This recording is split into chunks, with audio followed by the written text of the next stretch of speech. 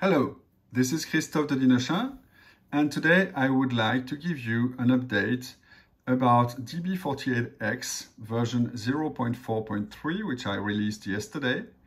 DB48X is a modern implementation of the RPL programming language that was found on the HP48, HP50, HP28 series of calculators from Hewlett-Packard.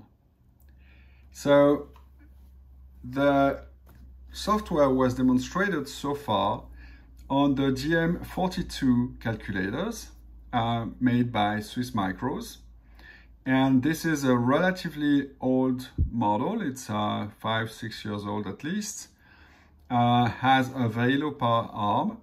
And as you can see, an e-ink display that stays, that keeps the off images when you switch it off without consuming any power. It's very clear, very legible. What is new with 0.4.2 is that the software also now supports the DB32 calculator, which you see on the left. That model is slightly more recent, has a bit more memory, a bit more flash.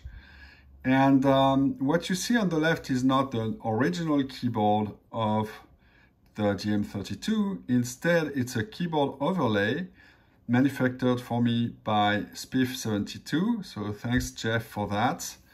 So you can see that there are stickers on some of the keys, and this allows us to have a good feeling for where the functions are going to be on DB48X. Now, I tried to keep both keyboards compatible. So since the software was initially designed to run on the DB42, you will see that, for instance, the base menu is at Shift 4 on the DB42, and that corresponds to a base menu on the DB32 as well. Now, the color of the Shift key is not the same between the two calculators. There is a yellow Shift key hidden there, but there is a sticker on top of it, so you cannot see it. So one click of the Shift key gives you the left function, and 2 clicks give you the right function. So let's get started. The focus of the 0.4.3 was to solidify some of the graphic functions that were implemented in 0.4.2, make them more usable. And one of the big differences that you will see is that there is now a demo state. So let me load the demo state here. I load the state with 3 here, load state, and I'm going to load demo.48s.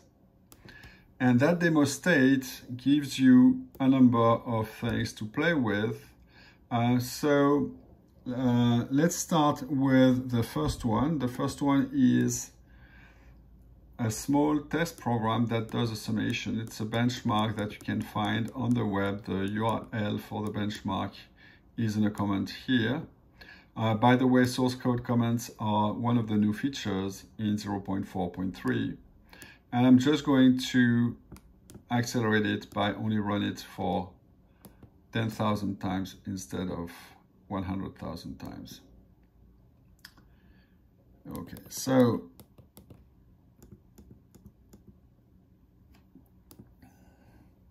let me store that in my variable here, and let me run the benchmark. So you may recall that when you execute something, you have this little animation on the top right here. And you saw the 3-level system menu that is reminiscent of the HP48 function menus. Sorry for the noise. So this is similar to the function keys that you have here that trigger the menus that are over there. So the way the menus work is very similar, except that by default you have 3 rows of menus that let you select 3 levels of functions. Now, if I go on the DB32, you will see that the color is different. That's a setting that you can change since I think it's 0.4.2, where you have various styles for menus. You can have 1 or 3 rows, you can have flat or with shift and so on. So this was demoed earlier. Let me quickly show this is the modes menu, and you have this little arrow on the right here when you have more than 5 entries, more than 6. So let me go to the next menu, and you see that I have a menus here entry. So let me select that. And there I have multiple styles. So for instance, I can go to, let's say, square instead of round, and I see the style that you see on the left. So let me stick with a round style for the 42, and we'll use the square style for the DiEM32. So, as I said, one of the interesting things with this release is that there is a demo file. We just computed this sum here. The second entry is the NQuin's benchmark. So that's a very traditional benchmark for calculators. And you can see that it executed, gives the same result. On USB power, the 42 is at the moment faster than the DiEM32. On battery, that's the opposite. The DiEM32 runs at the same speed at the moment on USB and on battery power, whereas the DiEM42, sorry, is 4 times faster while on USB. So what you saw was the duration in milliseconds for this execution. Okay, let's switch to slightly more interesting benchmarks or tests now. The first one is lines here. And so this illustrates that you have some graphics primitives.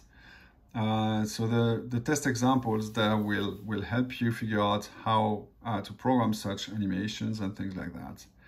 So this little demo here runs alternating between all black lines and patterned lines. So there is a possibility to draw lines with patterns to have grayscale effect, etc. Now the internal rendering engine is already ready for color. It was initially designed to run also on the HP Prime family of calculators. And so it does black and white, it does various resolutions, but it can also do color. Let's hope that at some point Swiss Micros has calculators with colors in them. For the moment, so we have black and white, but we have patterns, and we'll see that this can be useful, for instance, when we draw graphs and do things like that. Okay, another feature is text. So let me, because I interrupted the test, I need to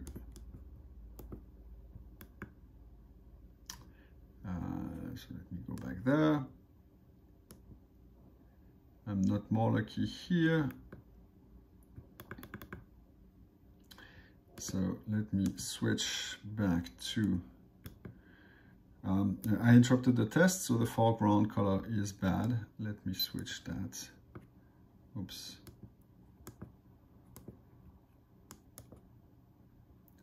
So,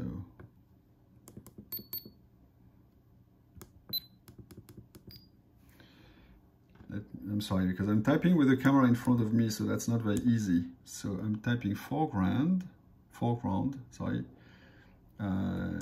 So I can hold the key here, type my alphabetic keyboards, and if I hit plus like this, I have the catalog with a series of functions. And so you see that I have foreground here, so I can use this to perform my operations. Now, let me go back. So foreground is what selects the pattern for what is being displayed.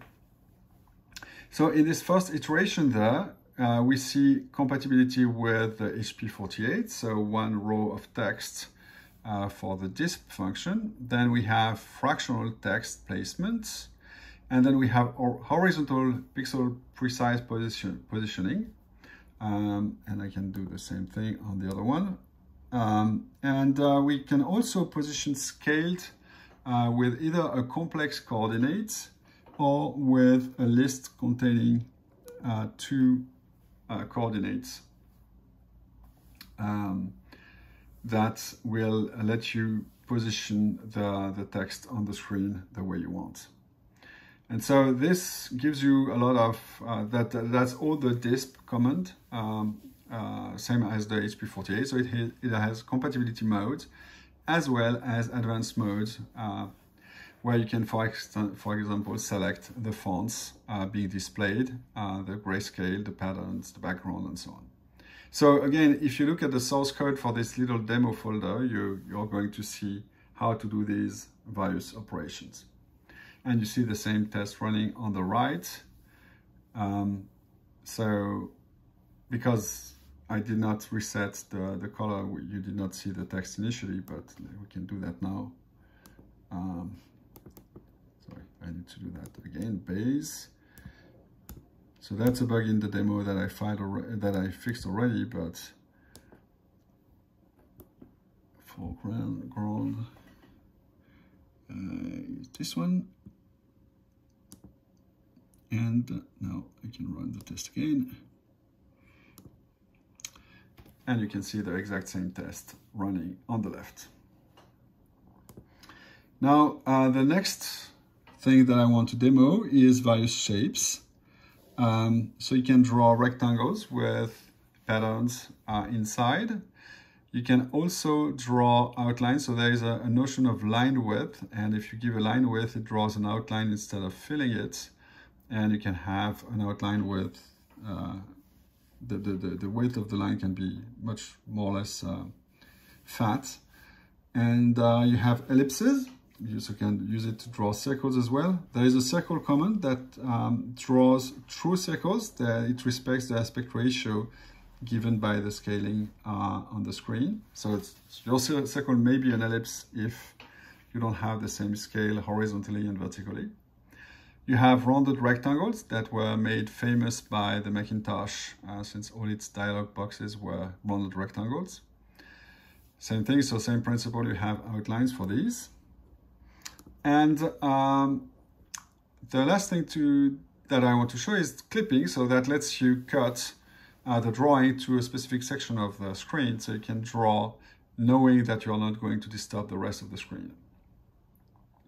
So these are the basic functions that you can find. And again, the program is mostly to help you use them. Now, all this can be used to draw plots. And so there are built-in plot functions. And so what we are going to see, let me try to zoom there so that you can see a bit better. So I need to be careful there. So what we have is three graphics. We have a gamma function multiplied by a sine. It's a log of gamma, so that's plotted as a regular function. Then we have this cardioid here, so that's a polar rendering of the distance x. And then we have a Lissajous curve. So let's just check to see how complicated it is to do this. So let me recall the plotting program there. And you see that in order to draw my gamma function, for instance, I simply pass it this sine of 325 times x times L gamma of x, and I call that the function plot with that. So there is also a draw command that behaves like on the HP48 and uses ppar and everything. But that's really the simplest way to draw something, is to do something like, let me try, for instance, with sine of x. Oops, sorry. So sine of x. And let me just do a function plot. Fun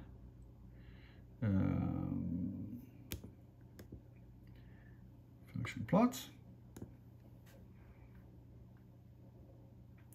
and that's not very useful because I'm using degrees, and so this is, let me scale that a little, so we can do 5 times sine of 10 times x. That should probably look a bit better.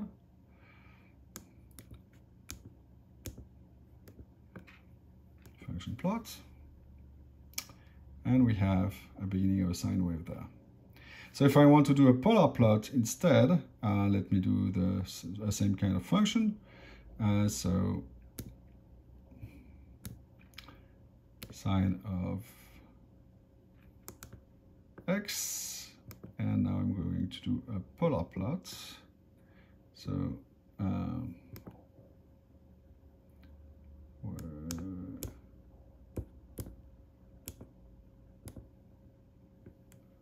polar plot. Needs to be scaled as well.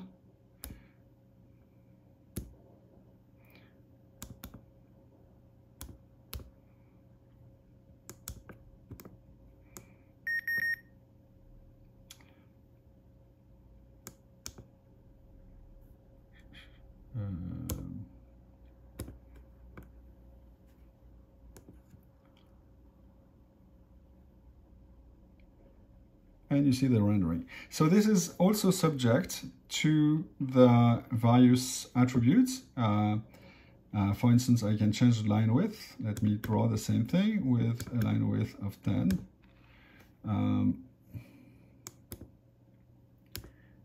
Line width, where is line width? That's the one. And so let me draw simply X.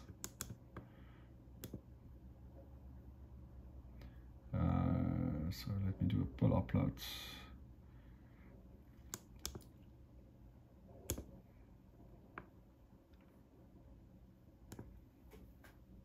And you can see that it becomes sort of fat. And so you can draw multiple things on the screen at the same time. And you can also control the rendering of the axis the same way, etc. So, well, that sort of ends this demo. I hope that this gives you a desire to install that on your calculator and test it. And please report bugs. So if you want to report issues or want me to implement something as a priority, please file an issue on GitHub where you downloaded the project. Thank you.